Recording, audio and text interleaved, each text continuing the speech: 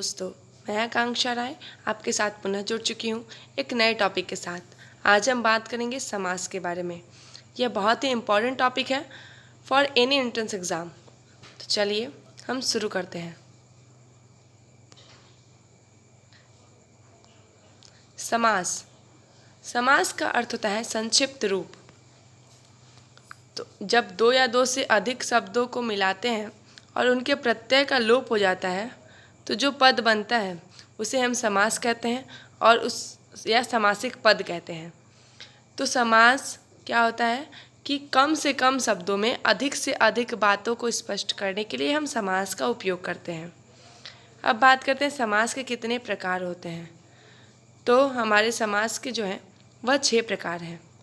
अव्ययी भाव समास, तत्पुरुष समास, द्वंद्व समास, द्विगु समास, कर्मधारय समास और बहुव्रीहि समास।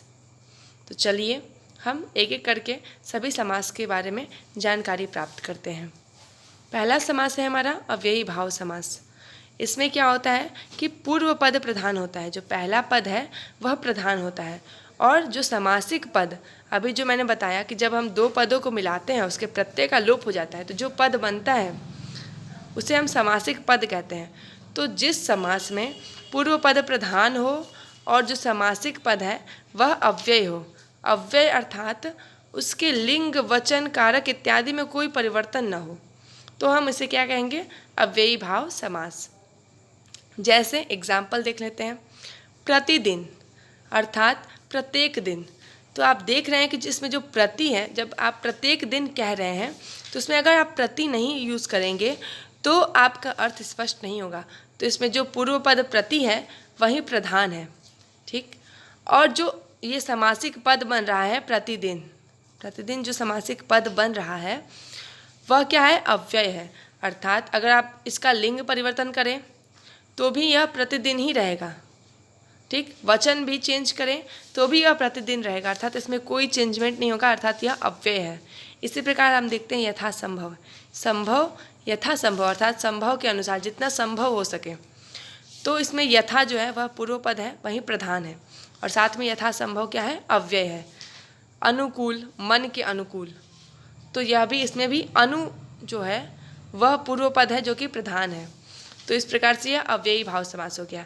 तो बस दिमाग में यही रखना है कि जो हमारा समासिक पद बन रहा है वो क्या? अव्यय है, अर्थात उसमें कोई चेंजमेंट नहीं होगा, उसका लिंग, वचन, कारक इत्यादि में कोई चेंज नहीं होगा, तो वह अव्ययी भाव समास है। और यह देख लेना है कि इसका पहला पद क्या प्रधान है। तो इस प्रकार से हम देख लेंगे आमरण अर्थात मृत्यु तक। तो अगर आप यहाँ पे आ नहीं लगाएंगे तो आप मरण से केवल यह समझ नहीं पाएंगे कि मृत्यु तक कह रहा है। तो आमरण में क्या होगा? हमारा अव्ययी भाव समास। अब हमारा दूसरा आता है तत्पुरुष समास। तत्पुरुष समास में क्या होता है कि अंतिम पद प्रधान होता है। उसमें पहला पद प्रधान था और इसमें क्या है? अंतिम पद प्रधान है। और इसमें जो पहला पद होगा वह विशेषण होता है और दूसरा पद विशेष्य होता है। तो जो दूसरा पद विशेष्य होता है वही पद प्रधान होता है, ठीक है। तो बस यही ध्यान में रखना है कि जो तत्पुरुष समास होगा उसमें क्या है? अंतिम पद प्रधान हो।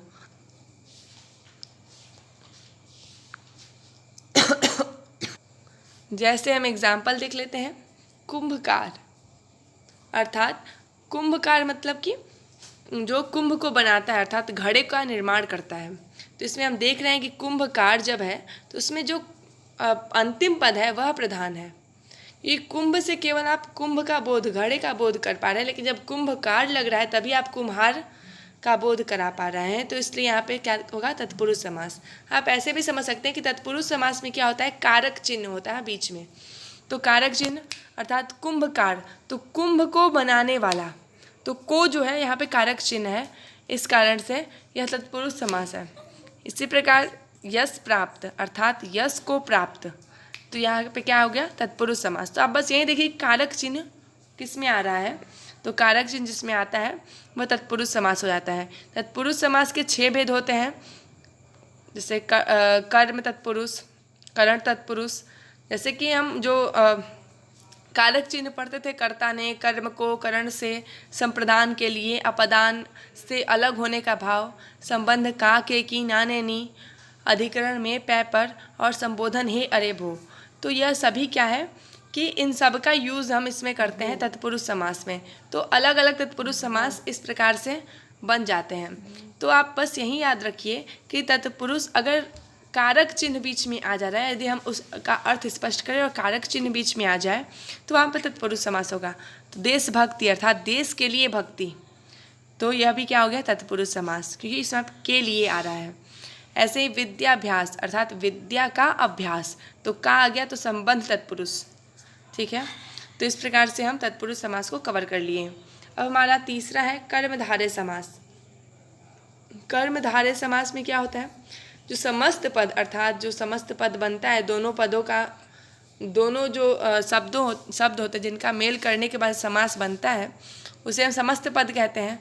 उनका जो प्रत्यय का लोप होने के पश्चात जो समस्त पद बनता है, तो वह अगर समान रूप से प्रधान हो तो हम वहाँ पे कर्मधारय समास को जानते हैं। तो कर्मधारय समास में क्या होता है, जस्ट जो ऊपर वाला है तत्पुरुष समास उसका उल्टा, अर्थात इसमें प्रथम पद विशेष्य होता है और दूसरा पद विशेषण होता है। समस्त पद क्या होगा, प्रधान होगा, और पहला पद उसमें विशेष्य होगा और दूसरा पद विशेषण होगा। तो वह क्या हो गया हमारा कर्मधारय समास। जैसे नील कमल अर्थात नीला कमल, तो इसमें जो नीला है वह कमल की विशेषता बता रहा है, कमल कैसा है, नीला है। तो कमल यहाँ पे क्या हो गया विशेषण, और नील क्या हो गया यहाँ पे विशेष्य। तो विशेषण और विशेष्य का कॉम्बिनेशन जहाँ पर हो, अर्थात जहाँ पे पहला पद विशेष्य हो और दूसरा पद विशेषण हो, वहाँ कर्मधारय समास होता है।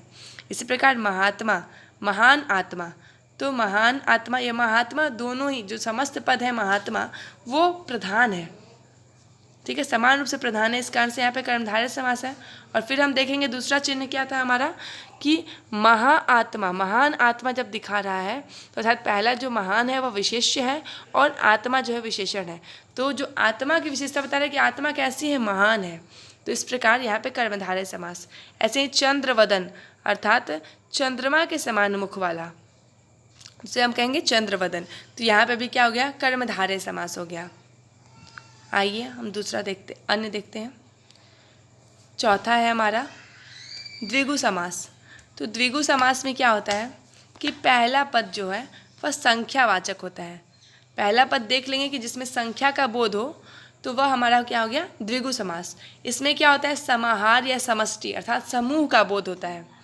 तो चलिए इसका एग्जाम्पल देख लेते हैं। तो यह अत्यंत ही आसान है। यहाँ पे बस त्रिभुज अर्थात तीन भुजाओं का समूह, तो ये एक समूह का बोध करा रहा है। त्रिभुवन, तीन भुवनों का समूह। पंचवटी, पांच वटों का समूह। और यहाँ पे हम आगे देखेंगे कि जो पूर्व पद है वह संख्या का बोध करा है। त्रि मतलब तीन, पंच पाँच। तो इस प्रकार से हम देख लेंगे कि यह द्विगु समास है। अब हमारा पांचवा है द्वंद्व समास। तो द्वंद्व समास में क्या होता है कि दोनों पद प्रधान होते हैं, दोनों ही पद प्रधान होंगे और बीच में अगर हाइफन का चिन्ह लगा होगा तो आप समझ जाएंगे कि वह द्वंद्व समास है।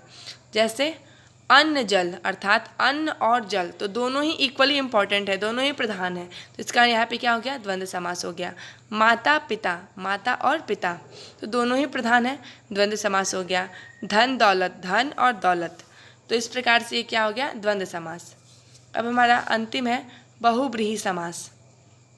बहुब्रीहि समास में क्या होता है कि कोई भी पद प्रधान नहीं होता है और इसमें क्या होती है किसी अन्य पद की प्रधानता होती है। जैसे कि अगर हम दो पदों के मेल से जो समासिक पद बना रहे हैं तो उसमें जो दोनों पद है, पहला पद और अंतिम पद, दोनों ही प्रधान नहीं होते हैं बल्कि एक अन्य पद जो होता है वह प्रधान होता है, तो वह क्या होगा बहुब्रीहि समास।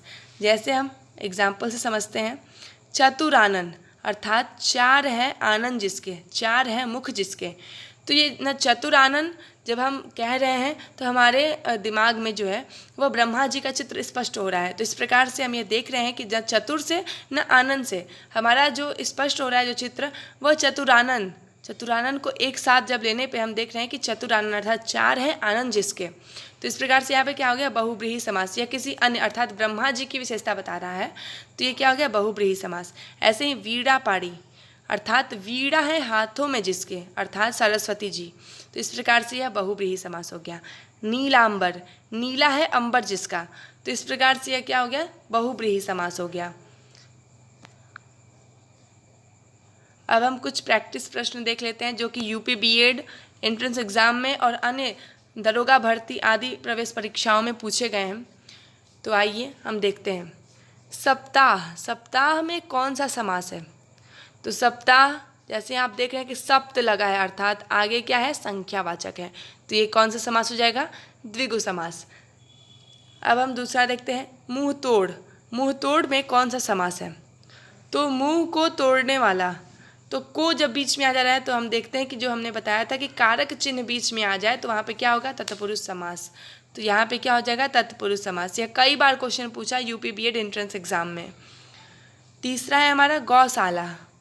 तो हम जानते हैं कि यहाँ पे क्या हो गया, गौशाला को जब आप स्पष्ट करेंगे तो गौ के लिए शाला, ठीक है, गौ के रहने का स्थान, तो जो के लिए बीच में आ रहा है इसके लिए क्या हो जाएगा यहाँ पे, तत्पुरुष समास।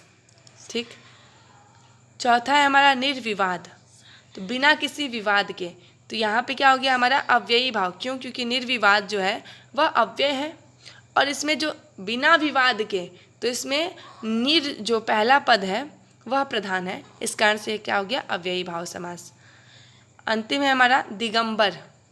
दिगंबर कौन सा हो जाएगा, बहुब्रीहि समास, अर्थात दिशाएं हैं अंबर जिसके, तो क्या हो जाएगा, या किसी अन्य व्यक्ति की प्रधानता बता रहा है, तो यहाँ पे क्या हो जाएगा, बहुब्रीहि समास। दोस्तों, यदि आप हमारे ऐसे ही वीडियो को देखना चाहते हैं तो कृपया करके हमारे चैनल को लाइक करें, सब्सक्राइब करें और बेल आइकन को प्रेस करना बिल्कुल भी ना भूलें। धन्यवाद।